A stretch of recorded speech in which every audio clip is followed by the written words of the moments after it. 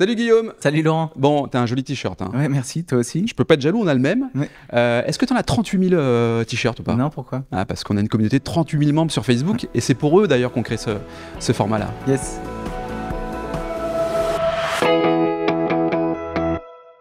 Bon Guillaume, alors 38 000 membres, c'est quand même pas rien sur Facebook et l'idée finalement c'était d'alimenter le réseau, les réseaux par du contenu de qualité. C'est quoi l'objectif de ce format?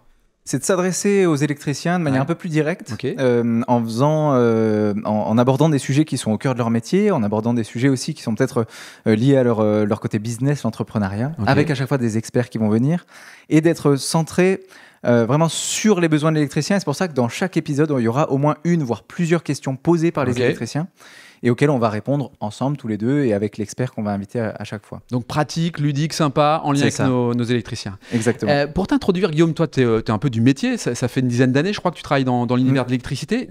En 2-3 mots, tu es qui, toi? C'est ça. Moi, j'ai travaillé principalement dans des petites entreprises, donc avec un patron qui était à la base électricien, qui s'est spécialisé dans la domotique ou dans un peu les automatismes du bâtiment. Après, un petit peu dans le photovoltaïque, et notamment avec stockage sur batterie. Voilà, donc un petit peu avant d'arriver chez Schneider il y a à peu près un an, j'ai travaillé dans des petites structures en mettant les mains dans le cambouis. Ouais, donc tu es l'homme de la situation et tu comprends les enjeux finalement de notre communauté, quoi. Alors je suis pas un expert, mais je comprends les enjeux. On va décrypter tout ça et justement sur ce premier épisode, on va parler de quoi? On va parler donc de la norme NFC 1500, puisqu'elle est au cœur du métier électricien. On va avoir deux épisodes là-dessus. Et ce premier épisode, on parle un peu des nouveautés de la norme, et notamment tout ce qui va être lié aux générateurs de courant, les nouveaux générateurs de courant comme le solaire photovoltaïque, et les nouveaux usages aussi, les bornes de recharge véhicules électriques. Et on conclura sur la notion d'efficacité énergétique qui fait le lien justement entre générateurs de courant et choses qu'on va consommer. Bon, pour lancer cet épisode, on écoute notre premier électricien tout de suite. Salut, c'est Nicolas de Grenoble, je suis électricien et j'avais une question par rapport à la nouvelle NFC 1500. Je voulais savoir s'il était prévu quelque chose pour régir tout ce qui est tableau satellite. Souvent on arrive sur les installations où il y a du photovoltaïque et il y a plein de petits tableaux les uns derrière les autres et on ne sait plus qui est qui. Donc est-ce qu'il y a quelque chose de prévu pour réorganiser tout ça? Merci. Bon, c'est très clair, cette question, elle est hyper pratique. Justement, pour répondre à cette question, on accueille Valentin. Bonjour Valentin. Bonjour Laurent. Bonjour Valentin. Bonjour Guillaume. Bon, Valentin, qui es-tu? Alors, je suis Valentin du Consuel, donc j'occupe la fonction de responsable technique territorial, donc où essentiellement je fais de l'animation technique auprès de nos équipes qui sont sur le terrain. Ok. On le voit, la question, elle est assez fine, assez pratique. Qu'est-ce qu'on peut lui répondre à notre électricien là? Alors, la notion, c'est pas tellement la notion de tableau satellite, mais en fait, ce qu'il faut avoir conscience, c'est quand on vient ajouter une installation de production sur une installation existante, on amène un nouveau générateur. Et le fait d'amener un nouveau générateur, ça va avoir, en plus du réseau électrique, ça va avoir un impact sur la sécurité d'une installation électrique existante. Le premier impact, ça va être sur la notion des interrupteurs différentiels. Beaucoup de personnes confondent la notion d'interrupteur différentiel et disjoncteur différentiel. Il y a une différence fondamentale entre les deux, puisque l'interrupteur différentiel, lui, n'est pas protégé contre les intensités. C'est-à-dire que s'il y a un courant trop important qui circule à l'intérieur, on risque un départ d'incendie, tout simplement. Ok, hyper intéressant. Et du coup, où va la norme, cette nouvelle norme NFC 1500? Qu'est-ce qu'elle prévoit pour protéger les installations existantes quand on vient mettre un générateur? Voilà, qu'est-ce qui est prévu? Alors, ce qui est prévu, c'est effectivement dans les règles, au niveau des calibres des interrupteurs différentiels, c'est de prendre en compte le courant apporté par le générateur dans la détermination des calibres des interrupteurs différentiels. Il y a deux façons de les protéger. Soit on les protège par l'amont, simplement en faisant en sorte que le courant qui passe dedans ne dépasse pas le courant pour lequel il est prévu. Par exemple, si vous prenez un interrupteur de 40 ampères, on fera en sorte qu'il n'y ait en aucun cas qu'il y ait plus de 40 ampères qui passent à travers cet interrupteur. Ou l'autre option qui existe toujours, c'est ce qu'on appelle la protection par l'aval, c'est-à-dire on fait en sorte que les circuits qui sont en aval n'appellent pas plus de 40 ampères. Pour notre exemple, du 40 ampères. Super. Et ça va être mis en application parce que du coup, le Consuel, il intervient dans les maisons neuves à la fin d'un chantier. Est-ce qu'il intervient aussi quand il y a des grosses rénovations ou éventuellement quand il n'y a que de l'ajout de solaire photovoltaïque? À quel moment il intervient? En fait, on intervient dans différents contextes sur les installations de ce qu'on appelle de consommation, donc c'est-à-dire les installations domestiques. Là, on va intervenir sur des installations neuves. mais aussi lorsqu'il y a une rénovation complète avec interruption d'alimentation. D'accord. Ça, c'est pour les installations de consommation. Et ensuite, pour les installations de production, on intervient quand il y a une revente totale, c'est-à-dire qu'on crée un compteur pour l'installation de production, ou on peut intervenir aussi dans le cadre de l'autoconsommation, ce qui est la plupart des installations maintenant, sur demande du distributeur d'énergie. Du coup, autoconsommation, il y a une partie revente et une partie autoconsommation. C'est ça, tout à fait. Ouais. Mais alors, quand il y a un système de stockage d'énergie sur batterie, avec pas forcément justement de la revente, on est plutôt sur un peu de l'autonomie électrique, ou alors il y a de plus en plus de kits qu'on voit sur Internet où branche il y a directement. Voilà, c'est ça. Ouais. Est-ce que ça, le Consuel intervient dessus déjà, et est-ce que la nouvelle norme NFC 1500, il y a quelque chose de prévu là? Alors, pour ce qui est de la nouvelle norme, effectivement, elle prévoit le fait de ne pas pouvoir raccorder un générateur électrique sur une prise de courant. Très bien. Parce qu'en fait, il y a différents risques. Le fait de se raccorder sur une prise de courant de l'installation de consommation, cette installation de consommation, elle n'est pas forcément prévue pour accueillir une intensité supplémentaire. Et donc, ça peut amener des problèmes d'échauffement et de départ d'incendie. Merci Valentin, c'était très chouette d'avoir tes conseils, d'avoir le Consuel à côté de nous.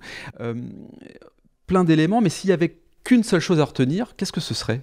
Alors, l'élément important, c'est que lorsque l'installateur PV vient installer son installation, il ne doit pas remettre en cause le niveau de sécurité de l'installation de consommation. Okay.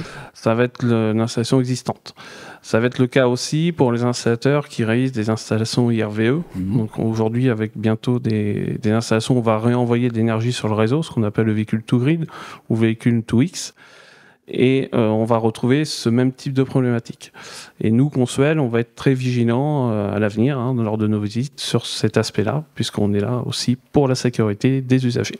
Oh bah génial, merci Valentin, et ça tombe bien, c'est le sujet qu'on aborde juste après. On a une question d'un électricien justement qu'on va écouter sur cette notion d'installation de bornes de recharge, ou en tout cas les nouveaux gros consommateurs comme le véhicule électrique. Super, on l'écoute, merci à toi et puis à très bientôt. À bientôt. On l'écoute. Bonjour à tous, Olivier Sabot, électricien Lille. Alors j'ai une question pour vous. C'est assez compliqué pour nos clients d'accepter que leur tableau doit supporter l'ajout d'une borne. En effet, la NFC 1500 ne s'applique qu'au logement neuf. Il n'y a rien qui puisse nous aider ? Est-ce que la rénovation fait partie d'un chapitre lié à l'IRVE ? Bon Guillaume, encore une question assez pertinente finalement sur le véhicule électrique. Juste pour peut-être situer finalement le marché du véhicule électrique en France en 2023, c'est combien de véhicules ? Écoute, selon les sources, c'est à peu près 300 000 véhicules électriques qui ont été vendus en 2023, immatriculés en 2023. C'est une année particulière parce que on a dépassé, en fait, entre le véhicule électrique et l'hybride, on a dépassé le nombre de ventes du véhicule thermique. Et aujourd'hui, je crois que c'est un véhicule sur 6 qui roule, qui est électrique ou hybride. Ouais, donc c'est énorme, ça devient central dans les foyers. Et justement, pour répondre à cette question, on accueille en fait Dominique Barbaillon. Alors, en duplex. Bonjour Dominique. Bonjour tout le monde. Bon, Dominique, comment finalement on répond à notre électricien sur ce sujet bien précis qu'il a évoqué à travers le véhicule électrique ? Comment on y répond ? Bien, on y répond déjà en leur expliquant que c'est une nouvelle technologie en tant que telle, la recharge des véhicules électriques. On va avoir affaire à de gros récepteurs. Donc pour ça, déjà, on a des certifications obligatoires, faut pas l'oublier, pour pouvoir installer des bornes de recharge. Au-delà de 3,7 kW en mode résidentiel, la certification est obligatoire. Cette certification passe par une formation. Formations qui sont souvent jugées très intéressantes parce qu'on apprend beaucoup de choses, on revoit beaucoup de fondamentaux qui sont très utiles pour installer une borne de recharge. Alors on le disait, Dominique, tu es un expert en la matière. Si tu te présentes en 2-3 mots, comment tu pourrais te présenter finalement avec ton expérience que tu as acquise justement sur ce sujet-là ? Eh bien moi je suis un électricien comme vous tous qui nous écoutez. Et puis très vite, je suis allé chercher des technologies un peu innovantes. Donc je suis passé par la domotique, par les tableaux connectés, et je suis aussi passé par le véhicule électrique parce que j'ai trouvé ça passionnant. Avoir une voiture qui roule à l'électricité, c'était vraiment très intéressant pour mon métier. Donc voilà comment j'y suis arrivé. Donc parce que j'aime la nouveauté, j'aime les nouvelles technologies, j'aime apprendre. Voilà. Guillaume, on évoquait tout à l'heure le fait que le véhicule électrique intégrait de plus en plus les foyers. Bon, moi personnellement j'en ai un et au fond je branche directement sur ma prise mon véhicule électrique et j'ai cru comprendre que c'était pas franchement la bonne méthode. Non, pas vraiment. Mais je pense qu'il y a, comme l'évoquait l'électricien dans sa question finalement, où il dit mon client n'a pas forcément conscience, il comprend pas forcément Et je pense, je ne sais pas si tu es d'accord avec ça, Dominique, mais il y a aussi un souci de prise de conscience, un souci d'éducation sur le fait que le véhicule électrique, c'est quand même, en fait, ça devient quasiment, je ne sais pas si je dis une bêtise là, mais le plus gros consommateur de la maison, en fait. Ah oui, absolument. Hein. On peut le comparer très facilement pour expliquer aux clients que ça correspond à une plaque de cuisson électrique, un vitrocéramique par exemple. Okay. Les 4 feux allumés, ça représente à peu près 7 kW. D'ailleurs, chaque électricien qui nous écoute sait que dans le résidentiel, on doit une prise 32 ampères en monophasé dans la cuisine pour cette plaque. Eh bien, 32 ampères en monophasé, c'est exactement ce qu'il va falloir installer dans les garages pour la borne de recharge véhicule électrique. Donc, on voit tout de suite que ça devient le plus gros consommateur de la maison. Donc, il va falloir le mettre en sécurité, ce consommateur, parce qu'il va travailler dans l'ombre, alors que personne ne le voit ni ne l'entend, pendant 8 heures chaque nuit, si on recharge sa voiture tous les jours. Donc, c'est très sérieux quand même. Il y a quand même un sujet de prise de conscience, on l'évoque. Au fond, le concessionnaire qui vend son véhicule ne dit pas forcément toutes les bonnes consignes à respecter. Et là, il y a un sujet de communication, de prise de conscience. Comment on fait pour accélérer cette prise de conscience et mettre en sécurité finalement le foyer français à travers l'équipement d'une borne ? Eh bien, les électriciens qui sont formés dans le centre de formation France chez Schneider Electric sont très très sensibilisés à ça. On voit ensemble justement les argumentaires aussi bien commerciaux que techniques. Parce que là, on vient de parler de la sécurité, mais il faut aussi beaucoup parler de ce qu'on appelle la continuité de service, c'est-à-dire qu'on doit tout faire pour garantir que la charge, à 7 heures du matin, elle sera bien réalisée. Oui, c'est vrai. Et donc, dans ce podcast-là, dans cet épisode, on parle de la NFC 1500. Ouais. On voulait parler parce qu'il y a une nouveauté, il me semble, Dominique, dans la NFC 1500. Avant, on n'avait pas la notion de véhicule électrique. Il me semble qu'il y a des normes européennes où il y a des choses qui sont publiées. Mais là, il y a des nouveautés. Est-ce que tu peux nous en dire un peu plus ?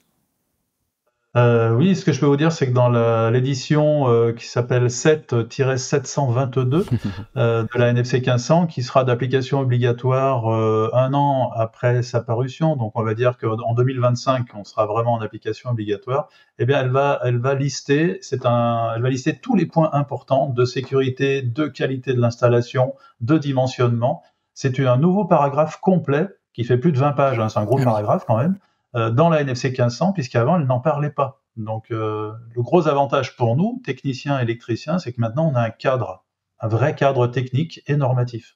D'accord. Tu l'as évoqué tout à l'heure par rapport à la plaque de cuisson, la prise 32 ampères en monophasé. Est-ce que ça, c'est un élément de la NFC 1500 Ah, tout à fait, oui. Ça, depuis très très longtemps, on doit un point, la prise la plus importante dans la maison, c'est cette prise 32 ampères dans la cuisine. Ouais. Et donc, on peut imaginer que dans ce volet 722, on va retrouver quelque chose comme ça aussi, la notion de protection liée à la borne, peut-être le dimensionnement des câbles. Ce seront des choses comme ça, comme on le voit pour la prise de la plaque de cuisson ? Oui, tout à fait. Je pense que mes collègues électriciens vont pas être déroutés du tout, puisque ça va fortement ressembler à ce qu'on appelle une ligne spécialisée. D'accord. Donc la plaque de cuisson, c'est une ligne spécialisée, la prise lave-linge, c'est une prise spécialisée. Petite différence, c'est que cette ligne spécialisée borne de recharge devra avoir ses propres protections et ne devra pas les partager avec les autres récepteurs du logement.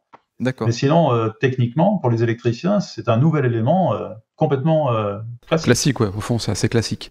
C'est très clair, finalement, de comprendre que cette démarche classique permet quand même de sécuriser les foyers, le véhicule électrique. En guise de conclusion, qu'est-ce qu'on devrait retenir, Dominique, par rapport à tes propos ? Qu'est-ce que vous pourriez retenir ? La totalité de ce que je viens de vous dire. Une chose, Dominique, une chose. Non, je pense qu'un installateur de bornes de recharge véhicule électrique, c'est un véritable spécialiste. Et ce spécialiste, il doit absolument 2 choses. La sécurité de l'installation électrique, on l'a vu avec la puissance qu'on va distribuer. Je vous rappelle que c'est dans un garage et qu'on ne voit pas ce qui se passe pendant toute la nuit. Et la deuxième chose, c'est la qualité de l'énergie qu'on va envoyer au véhicule électrique, puisqu'il faut absolument tout faire pour que chaque matin, la batterie soit véritablement pleine. Parce que c'est pas ludique, c'est un outil utile, une voiture. Donc on doit garantir ça. On a vraiment 2 thèmes à traiter. Dominique, tu nous mets quand même le pied à l'étrier parce que juste avant toi, on a parlé de photovoltaïque et donc de production. Là, on parle de véhicules électriques et donc de consommation. De consommation. Et ben, c'est l'occasion finalement de se tourner vers un autre sujet qui est l'efficacité énergétique. Et pour ça, on a reçu une experte aussi sur ce sujet. Donc, on va passer directement de ces deux sujets à un sujet central qui est l'efficacité énergétique. Merci pour ta présence, pour tes informations très précises. Merci Dominique. Et on te dit à très bientôt. Bon Guillaume, alors on arrive à la conclusion de ce premier épisode. On a traité la NFC 1500 sur le sujet du photovoltaïque et puis du véhicule électrique. Et puis il nous semblait important de conclure finalement sur l'efficacité énergétique. Et pour ça, on est allé à la rencontre Isabelle Gall. Qu'est-ce qu'elle nous raconte, Isabelle ? Isabelle, déjà, c'est une experte des réseaux électriques qui travaille chez Schneider et elle a animé en fait des groupes de travail sur cette nouvelle partie efficacité énergétique qui est intégrée à la nouvelle norme NFC 1500. Alors, elle a plusieurs particularités, cette partie, parce que déjà, c'est pas une partie qui est obligatoire, c'est plutôt une partie qui a visée éducative, pédagogique, informative, c'est ça. Dans l'échange qu'on a eu avec elle aussi, elle nous parle du cycle de vie et justement prévoir dès maintenant la suite, en fait, les nouveaux usages, les prévoir dès maintenant dans le bâtiment neuf, mais aussi la rénovation. Et c'est ça qui est intéressant, c'est que ça s'adresse à tout le monde, à tous les marchés. Et j'aime beaucoup la manière qu'elle a d'amener aussi le fait que l'électricien est au cœur de cette partie, la efficacité énergétique. Et bien justement, ce que je te propose, Guillaume, c'est tout simplement l'écouter. Il faut qu'on arrive à faire plus avec moins. C'est essentiel pour la planète et il faut qu'on consomme moins d'énergie électrique. Et donc, le sujet de l'efficacité électrique, il est vraiment crucial pour nos installations électriques. On voit arriver de nouvelles propositions de sources. Vous avez parlé du photovoltaïque, vous avez parlé des batteries, du véhicule électrique. Donc, on a de nouvelles possibilités. On a de nouvelles charges aussi qui sont plus performantes. On a les LED, on a un certain nombre de choses qui sont plus efficaces, mais ça ne suffit pas. Il faut qu'on aille encore plus loin et il faut que notre système en lui-même soit plus vertueux et soit capable de distribuer mieux ce qui est disponible et de faire en sorte que tout ça soit plus efficace, non seulement aujourd'hui, mais aussi dans tout le cycle de vie de l'installation. Donc, dans cette nouvelle partie, on va trouver des choses qui sont déjà connues. Par exemple, la règle du barycentre est connue des électriciens, qui consiste à mettre les charges principales plus proches des sources. C'est du bon sens, quelque part.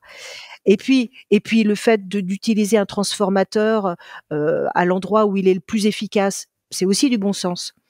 Mais on va rajouter une couche pour aller plus loin. On va rajouter une réflexion vraiment sur l'usage et sur la manière dont on peut vraiment mettre en place dans notre installation des choses qui sont finalement aussi de bon sens, mais auxquelles on ne pense pas forcément si on ne fait pas cet effort. Par exemple, vous êtes dans une ligne de bureau, vous avez des éclairages qui sont près des fenêtres et d'autres qui sont à l'intérieur du bâtiment. Eh ben, c'est intelligent de ne pas gérer la commande de ceux qui sont vers les fenêtres de la même façon, de les piloter différemment. Le chauffage, c'est pareil. C'est plus intelligent peut-être de piloter le chauffage de certaines zones, pas aux mêmes heures ou pas au même moment, selon qu'il est exposé au soleil ou pas utilisé par les personnes qui sont sur place. Donc tout ça, il faut y réfléchir. C'est vraiment l'usage qui va piloter notre réflexion, ainsi que tout ce qu'on a maintenant à notre disposition comme système, comme capteur, comme digitalisation à notre disposition pour nous permettre de piloter tout ça d'une manière vertueuse. Et il est certain qu'il faut qu'on fasse mieux, toujours mieux. Donc, un jour, les choses deviendront plus obligatoires. Pour le moment, on est sur un domaine qui est encore nouveau, qu'il faut s'approprier. Donc, c'est beaucoup plus de recommandations que de règles, d'informations. Et à nous de piocher là-dedans en fonction de l'installation qu'on a à mettre en œuvre pour être le plus pertinent possible. Laurent, on a encore une intervenante qui est hyper claire. Hors pair même. Ouais. C'est complet ce que nous dit Isabelle sur cette partie efficacité énergétique. Ouais. Là, on arrive sur la fin de l'épisode et puis on aime bien aussi quand on a un expert, lui demander de résumer en 3 points. Donc on a demandé à Isabelle de le faire. Je propose qu'on écoute sa conclusion, les 3 points à retenir sur l'efficacité énergétique. Alors, je pense que le point essentiel, c'est le cycle de vie. Voilà, il faut vraiment concevoir, non pas pour maintenant, mais pour tout le cycle de vie de l'installation, pour qu'elle puisse toujours évoluer vers plus d'efficacité. Donc ça, c'est vraiment le premier point essentiel. Et le deuxième va un peu avec, c'est-à-dire qu'il va falloir mesurer. Il va falloir mettre en place des capteurs sur notre installation de manière à pouvoir savoir comment elle est, notre installation, et si elle est vertueuse. Et puis le dernier point, c'est que ça nous concerne tous, ça concerne toutes les installations, les applications, du résidentiel au tertiaire, en passant par l'industrie, et puis pour le neuf et la réno. Bon Guillaume, ça y est, cette fois-ci c'est la fin, on arrive à la fin de ce premier épisode. Qu'est-ce qu'on doit retenir ? Écoute, il y a des nouveautés dans cette norme NFC 1500 sur le photovoltaïque, qui est peut-être un sujet qui n'est pas totalement en maîtrise par les électriciens, où ils perdent peut-être un peu le contrôle. L'IRVE, qui est un sujet primordial parce qu'on est sur un gros consommateur, on l'a vu avec Dominique, le plus gros consommateur de la maison, et l'efficacité énergétique, où on a cette partie un petit peu d'anticipation des nouveaux usages. Voilà, ça, je trouve ça génial. Deuxième épisode, du coup. Sur plutôt le quotidien de l'électricien. Donc, on a déjà reçu des questions d'électriciens sur finalement, qu'est-ce qui change, qu'est-ce qui ne va pas changer dans mon quotidien sur le résidentiel et sur le tertiaire. On reçoit des experts, encore une fois, pour répondre à ces questions. Bon, super. Quant à nous, on se retrouve très bientôt. Soyez fiers de votre métier, soyez fiers d'être électricien. N'hésitez pas à commenter, partager, liker. Retrouvez-nous sur les plateformes. Et puis, on prendra en compte vos différentes questions pour y répondre avec des experts. D'ici là, portez-vous bien. Et encore une fois, soyez fiers de votre métier. Soyez fiers d'être électricien. À bientôt. Merci d'avoir suivi cet épisode. Alors si vous aussi vous êtes fiers d'être électricien et que vous avez des questions à poser à nos experts, rejoignez-nous sur notre page Facebook et envoyez-nous vos questions en vidéo pour peut-être passer dans le prochain épisode. D'ici là, restez fiers de votre métier et à très bientôt.